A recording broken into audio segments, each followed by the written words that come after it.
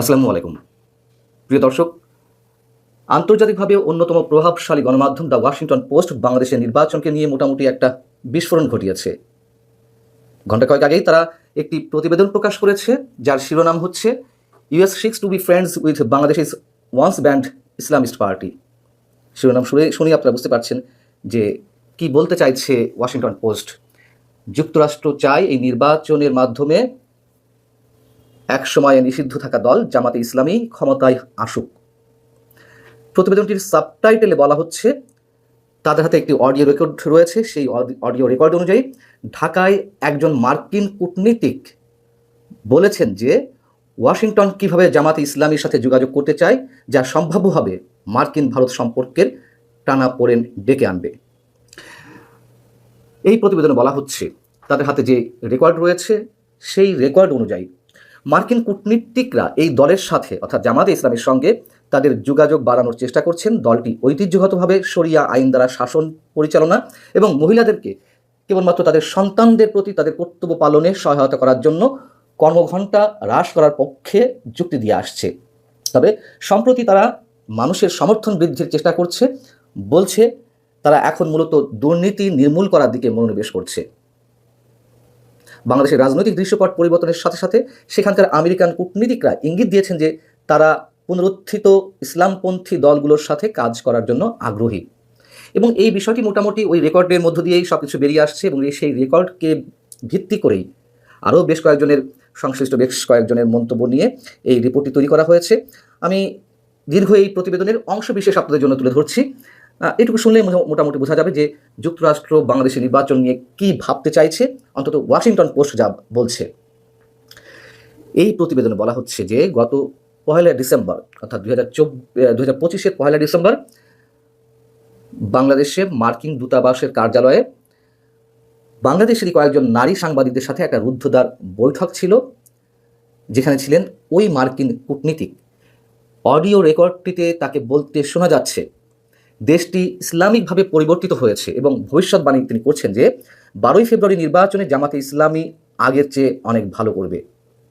তিনি বলছেন, আমরা চাই তারা আমাদের বন্ধু হোক। ওয়াশিংটন পোস্ট যদিও ওই কূটনীতিকের নাম প্রকাশ করেনি তার নিরাপত্তার কারণে, এটিও এখানে উল্লেখ করা হয়েছে। ওই কূটনীতিক বলছেন, আমি বিশ্বাস করি না যে জামাত শরিয়া আইন আরোপ করবে। এমন কিছু না করার জন্য ওয়াশিংটনের কাছে অস্ত্রও রয়েছে, সেই অস্ত্র তারা ব্যবহার করতে প্রস্তুত। কি অস্ত্র? তিনি বলছেন, জামাত নেতারা যদি এ ধরনের কিছু করেনি, তবে মার্কিন যুক্তরাষ্ট্র তার পরের দিনই তাদের উপরে অর্থাৎ বাংলাদেশের উপরে 100% শুল্ক আরোপ করবে, এবং যেটি নিয়ে এই শুল্কের বিষয়টি নিয়ে সারা বিশ্ব এখন তোলপাড় অবস্থায় আমরা সবাই জানি। এদিকে ওয়াশিংটন পোস্টকে দেওয়া এক সাক্ষাৎকারে লিখিত বক্তব্যে ঢাকায় অবস্থিত মার্কিন দূতাবাসের মুখপাত্র মনিকা শি যা বলছেন তা হচ্ছে এরকম যে ডিসেম্বরে যে আলোচনা সভাটি হয়েছিল তা ছিল একটি নিয়মিত অনানুষ্ঠানিক সভা, যেখানে রেকর্ডের কোনো সুযোগ ছিল না। কিন্তু রেকর্ডটি তো ওয়াশিংটন পোস্টের কাছে রয়েছে, তাই না? এখন মনিকা শির মতো মানুষেরা তো অস্বীকার করবেনি, খুব স্বাভাবিক। তিনি বলছেন, বৈঠকে অনেক রাজনৈতিক দল নিয়ে আলোচনা হয়েছে এবং যুক্তরাষ্ট্র বিশেষ কোনো দলকে বেশি প্রাধান্য দেয় না, এবং বাংলাদেশি জনগণের দ্বারা নির্বাচিত যে কোনো সরকারই হোক না কেন তার সাথে কাজ করার পরিকল্পনা যুক্তরাষ্ট্রের রয়েছে। ফরমাল যেসব বক্তব্য দেওয়ার কথা তাই দিয়েছে। এদিকে জামাতে ইসলামীর যুক্তরাষ্ট্র শাখার মুখপাত্র মোহাম্মদ রহমান তিনি বলছেন ওয়াশিংটন পোস্টকে যে একটি ব্যক্তিগত কূটনৈতিক বৈঠকে করা মন্তব্যের প্রেক্ষাপটে আমরা কোনো ধরনের মন্তব্য করতে চাই না। বোঝা যাচ্ছে তো? ওয়াশিংটন পোস্ট বলছে, আগেকার অপ্রকাশিত অনেক মন্তব্য রয়েছে এরকম যুক্তরাষ্ট্রের কূটনীতিকদের, যা বাংলাদেশে পরিবর্তিত এই গুরুত্বপূর্ণ মুহূর্তে বাংলাদেশে নিযুক্ত মার্কিন কূটনীতিকরা দেশের রাজনৈতিক ভবিষ্যৎ কীভাবে দেখছেন তার স্পষ্ট একটি চিত্র পাওয়া যায়। এদিকে আটলান্টিক কাউন্সিলের দক্ষিণ এশিয়ার সিনিয়র ফেলো মাইকেল কুগেলম্যান, যে নামটির সাথে আমরা বেশ পরিচিত, তিনি দক্ষিণ এশিয়া, বাংলাদেশ সহ দক্ষিণ এশিয়ার রাজনীতি নিয়ে নানান ধরনের গবেষণা করছেন, তার মন্তব্য তুলে ধরা হয়েছে এখানে। কুগেলম্যান বলছেন, জামাত ইসলামের সাথে আমেরিকার যোগাযোগ যুক্তরাষ্ট্র এবং ভারতের মধ্যে আরেকটি ফাটল তৈরি করতে পারে।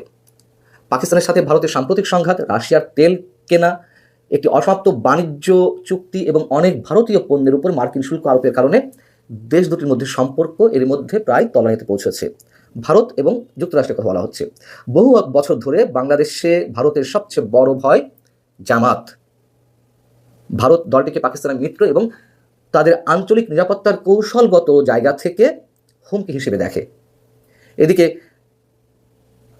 বাংলাদেশে মার্কিন দূতাবাসের মুখপাত্র মনিকা শি তিনি কি বলছেন, এই বিষয়ে মার্কিন ভারত সম্পর্কের উপর কোনো উল্লেখযোগ্য প্রভাব ফেলবে না বাংলাদেশের নির্বাচন, অর্থাৎ বাংলাদেশের নির্বাচন নিয়ে যুক্তরাষ্ট্র যাই করুক না কেন এটি ভারত যুক্তরাষ্ট্রের সম্পর্কে কোনো প্রভাব ফেলবে না।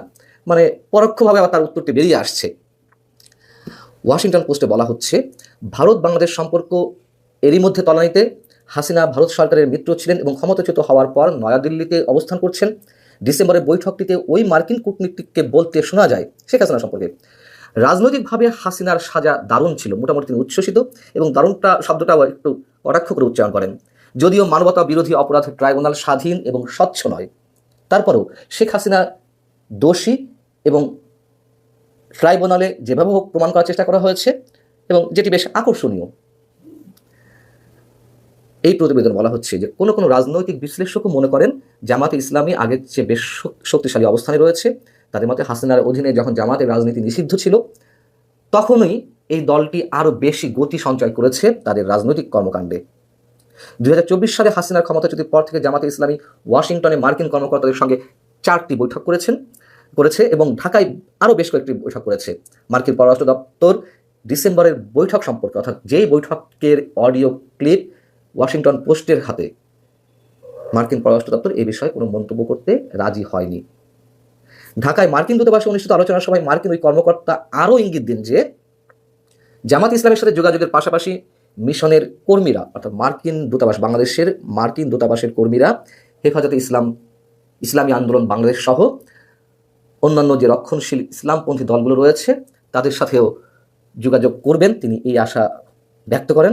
মোটামুটি তারা ইঙ্গিত দিয়ে দেন যে কী করতে হবে। তিনি বলেন, আমরা চাই তারা আমাদের বন্ধু হোক। একটু খেয়াল করুন কি মানে বোঝা যাচ্ছে তার বক্তব্যের মধ্য দিয়ে। ওই কূটনীতিক বলছেন, আমরা চাই তারা আমাদের বন্ধু হোক, কারণ আমরা ফোন ধরেই যাতে বলতে পারি এটা ওটা এইভাবে কার্যকর করা হোক।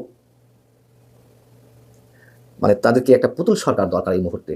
এবং আমি এর আগেও আপনাদের বলেছি যে আমরা তথাকথিত আরব বসন্ত বলি বা মিডল ইস্টে বিভিন্ন সময় যে সরকারগুলো পরিবর্তন হয়েছে, মোটামুটি বিশেষ বিশেষ ব্যক্তির মাধ্যমে আন্দোলন ক্রিয়েট করে রানিং সরকারগুলো পরিবর্তন করা হয়।